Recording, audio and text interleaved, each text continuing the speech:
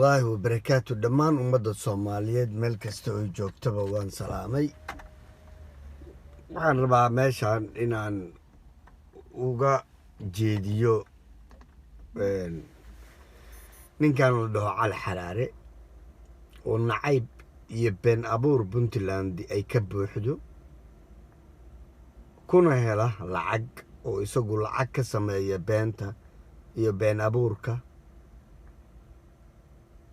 kuna been abuur weligiisba been iyo nacayb iyo wax xun uu ka fidiya Puntland haddana gabadhii marxumadii yarta ahayd ka dhigtay rooti macnaha uu ku raadsado wax uu ku raadsado waxaan leeyahay Cali Xaraarow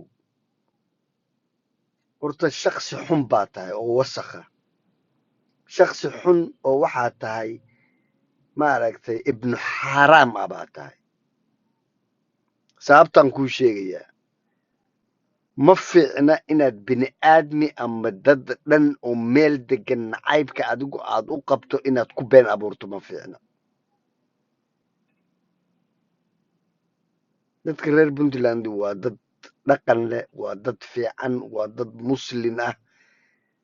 maalinba inaad adigu sidaad rooti ugu raadsato hadba magac ku tiraahdo waa edab darro iyo wasakhnimo iyo hunguri xumonimo adiga ku haysa weeye waxaan ku leeyahay ka waantow Cali Xaraarow haddaad rabto inaad hunguri raadsato ku raadso wax kaleeto laakiin cayda dadka aan u qalmin iyo nacaybka iyo beenta aad ka faafinayso jooji waan kaa xishoonnay xishood ma taqaanid lacagta aad ku helayso markaad aragtaa hungurigaagu sii weynaaday marka adeer wasakh baa tahay edab daran oo beenlow ah caashaadan aqoonin allah u naxariistay dadkeedaadan ka warhaynin wax aad ka warhayso Puntland ma jirto beenaale ma aragtay wasakh ah oo edab daran oo akhlaaq xun baa tahay jooji been abuurka iyo wasakhda aad ka wado Puntland aad ka faafinayso dadka reer Puntland kuma dhacdid dadka kale saad u salsalaaxdo ood Somaliland u tiraahdo waa loogyahay Puntland waxaad aragtay dadku inayna waxba ku dhahaynin oo lagaa xishoonayo xishood ma taqaanid waxaan ku leeyahay nin wasakh oo edab daran baa tahay jooji edab darrada iyo been abuurka iyo cayda ummadda reer Somaliland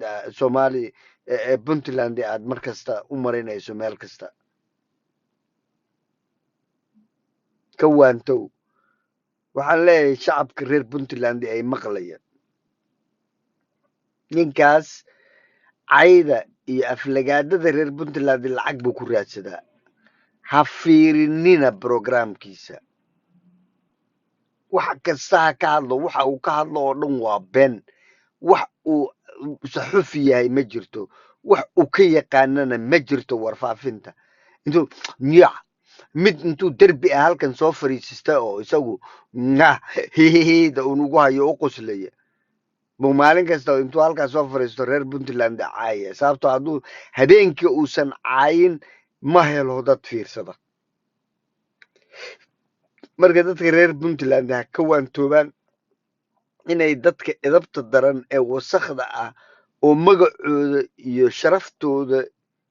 iyo dadkooda beenta wax ugu dhimaya inay haddana fiirsadaan oo member ka noqdaan ha fiirinina waxa kan wasakhan xaaraamka ibnu xaaraamka ee Cali Xaraare la baxay ha fiirinina